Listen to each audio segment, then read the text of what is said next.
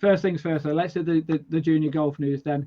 Let's start in Scotland. And the race to the Macri final. So 5 qualified events for this event. They're from 3 Scottish junior competitions: the Paul Laurie Foundation, the Stephen Gallagher Foundation, and the Barry Douglas Foundation. The final takes place at the Macri Golf Club on the island of Islay. Have you ever been there, Ian? Nope. Well, let me tell you about this. It's a brilliant golf course, but the actual island has got, I mean, it's ridiculous how many people live there, because I think it's less than 1,000 people live on this island, but it has probably one of the best golf courses you're going to play in Scotland.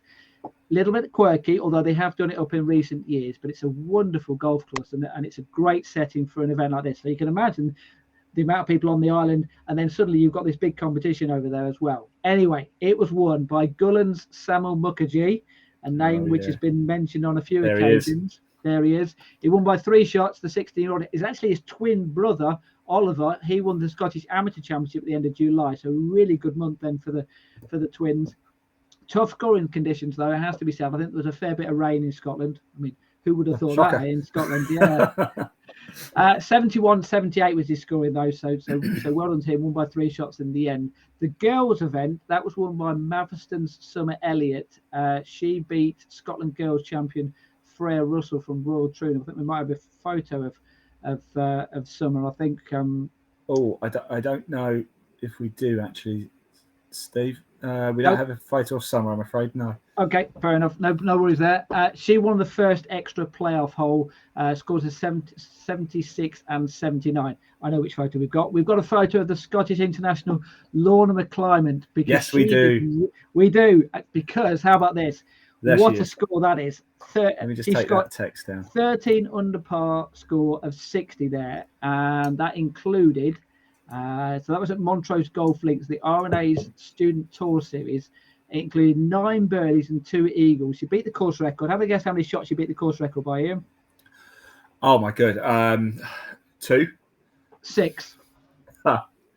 And she actually missed the 6-footer on the last hole, which would have made it a 59 as well. So, unsurprisingly, you'll be amazed to hear she won the tournament. Look at those twos. Look at all those twos. Absolutely. Crazy, more twos than I've had in probably. Actually, there's more eagles on that scorecard than there probably is in my lifetime, by the way. So there you go. So your twos, Steve, are double bogeys, not. Yeah, good point. Yes, or 22 probably. Yes. Now, and that's just a front line. That's it. Yeah. Now she won by 1 shot. She only actually won by 1 shot in the end, because isn't this typical golf? She shoots 60 in the first day. Second day she shoots 79. Yeah.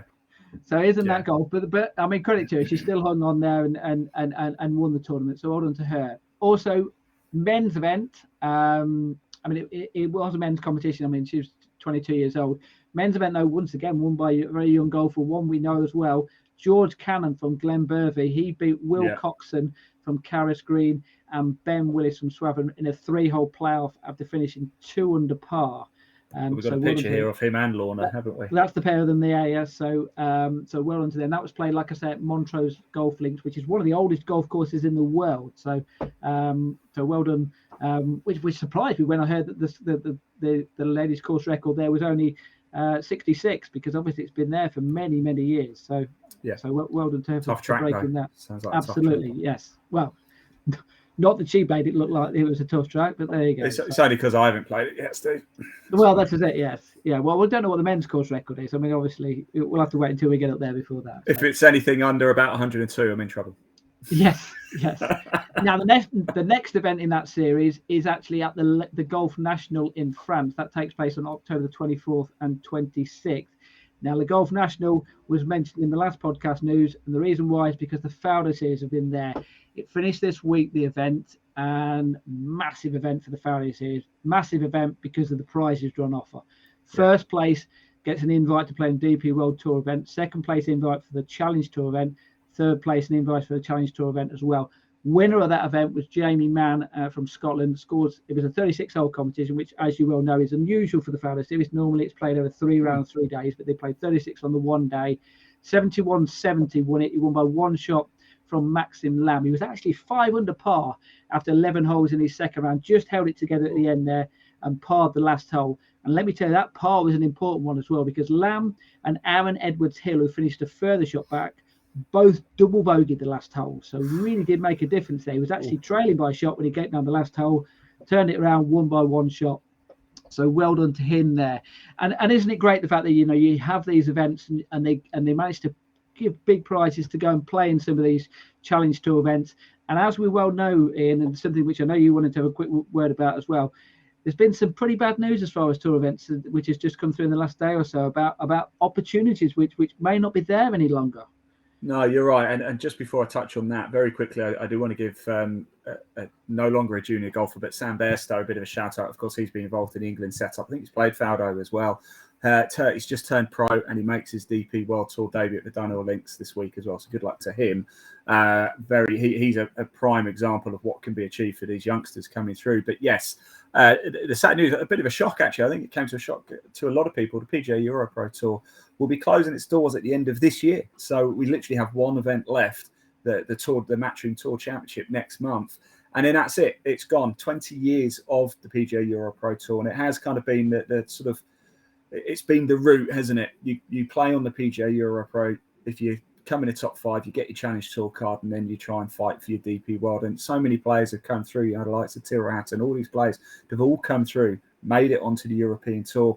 No more. Now, I know it's not junior golf, but it has an impact on junior golf. And since when I first started broadcasting golf 3 years ago, at developmental tour level, we had the Euro Pro, we had 2020 Pro Tour, Clutch Pro Tour, Jamaica Tour, 1836 Tour, the Tartan Tour. Within the last 12 months, Euro Pro have now gone. Jamaica are pretty much gone. 1836 have pretty much gone. It now going into 2023 only leaves the 2020 Pro Tour, the Tartan Tour up in Scotland, of course, and the Clutch or the Mizuno Next Gen Series. And so we've had this huge spike, and now it's disappearing. But somebody made a very good comment. I saw one of the comments on the Euro Pro. Golf came out of COVID very, very well. Manufacturers can't keep up with orders for new equipment. So it seems like golf is in a bit of a boom time. But at that developmental pro level, it's completely decimated in the last 12 months. We've gone from having 6 or 7 developmental tours to 3. And, it's going to have a bit of a knock-on effect, I think, over the next few years. Yeah, let's hope that it doesn't. Oh, you mentioned that, obviously, that's a pro level. But some of these big events, amateur events, junior events are feeders to even that standard. So obviously there's going to be a little bit of a gap there, and see how that works out in months and years to go. Just staying with the Faldo series, they've got their grand final coming up at UAE from November the 1st to November the 3rd. And we've got an exclusive for you here, Ian, as well, because I will be going to that event. So will Sir Nick as well. So what I'm going to be saying here to anyone out there who's watching, put the email address up there for us and the website address there, Ian, because anyone who wants us to ask any questions to Sir Nick, we will do that while we're there. So we're going to get some questions to him. So we've got a month before that to get some questions to us. We will then ask Nick the questions, and we'll be doing a podcast which takes place on Wednesday, November the 9th. Which will be featuring an interview with Nick, and obviously what you've been asking him, and try and get his opinions on junior golf and things like that. So that's something really massive. Well, if you do want to get in touch with Steve about that, there is a link in the body of this broadcast. Wherever you're watching it, it takes you straight through to the Progress Junior Golf website. Do give it a click. There's a contact form in there, isn't there, Steve? There's your details and everything in there. Yeah, the email address is info@progressjuniorgolf.com if you just wanted to send an email there. But that's going to be a real big podcast for us. So looking forward to that. I haven't had my invite yet, by the way, Matthew. No, I did notice that as well. I noticed my phone's cold. What's going on? Where's my message? You can carry my bags for me if you want. Yeah, I'll do anything. I'll make the tea. I don't care. Yeah, clean the toilets. Not fussed.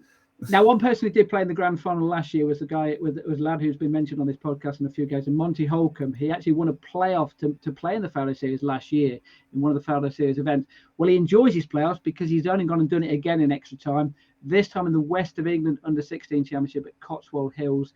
Took him 4 holes this time to actually beat his clubmate, teammate Chris Kim, rolled in a birdie on the 18th hole, second time around to win that. Now, both Holcomb and Kim have both been selected to represent England Under-16s against the Irish Under-16s. That takes place at Royal Birkdale, October the 8th and 9th. Other names which regularly get mentioned, which are part of the team: Ben Bolton, James Brash, Charlie Croker, Drew Sykes. The girls: Matilda Santilli, Nellie Ong, Island McDonald O'Brien, Chloe Tabard, Amelia Wan, Imogen Williamson. So best luck for both sides, actually. Best luck for the Irish teams as well. Let's hope it's a really good event between the two of them. Staying in international golf, the President's Cup took place. We all know about the men's event. What happened with the junior event? Do you know, Ian? No. No, I shall tell you. Bit closer than the men's match, because the USA did win in the end. They won 13-11, but they were actually trailing going into the final day singles, and then the US team won the singles 8.5, 3.5 to eventually win by a couple of points there. Staying over in America, there was a young lad, a 13-year-old out there who recorded his lowest ever score, 4 under par 68 at Mission Inn Resort in Florida. He actually shot 80 in the opening round, but a 68 in his second round. Young 13-year-old. It was actually mentioned when we did our first podcast. I don't know if you remember this, Ian. A lad called Charlie Woods. I don't know if you've heard of him at all or not. We did a review of the year, and we said that he might be someone to watch out for. Yeah, I know his dad. His dad caddied for him, actually. So that might be why you know him. Yeah, his dad plays chess or something, don't he? He's like famous. Yeah. Oh, he's a chess famous, is not a good subject to talk about at the moment, is it? With all definitely we're going to be not, talking about etiquette, so that's probably not the subject to talk about. The chess, is it? Of course, we are talking about Tiger Woods' son there, so well done to Charlie for that. Back on this side of the Atlantic, then, Welsh Ping Junior Tour final took place at Tredegar Park. There was under 8s, under 10s, under 12s, under 14s.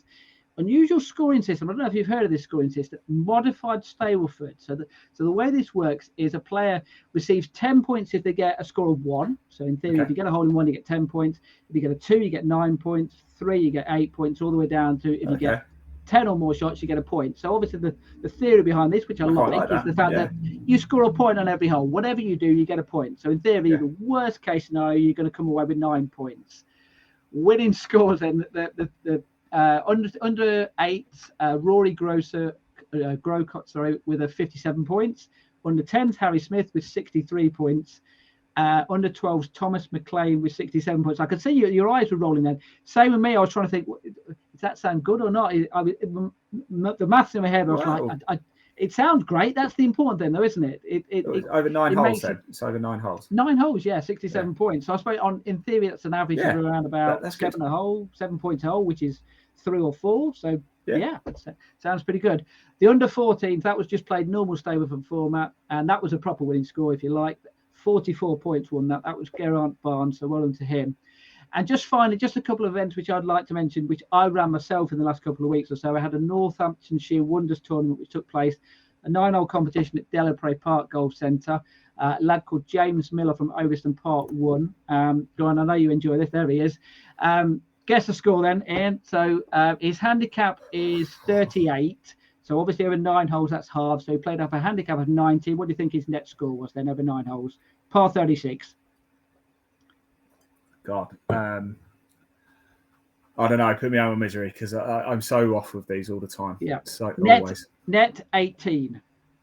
Net 18. Okay. So his handicap was 38. He went round in 1 over par gross. Wow. Yeah. Okay. Pretty good going.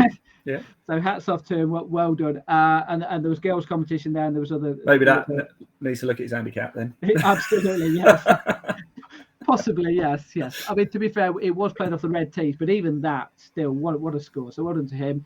And just this last weekend, organised the Warwickshire Junior Order Merit Grand Final. There was an 18-hole and 9-hole competitions. That took place at Handsworth Golf Club. The girls did really well in this.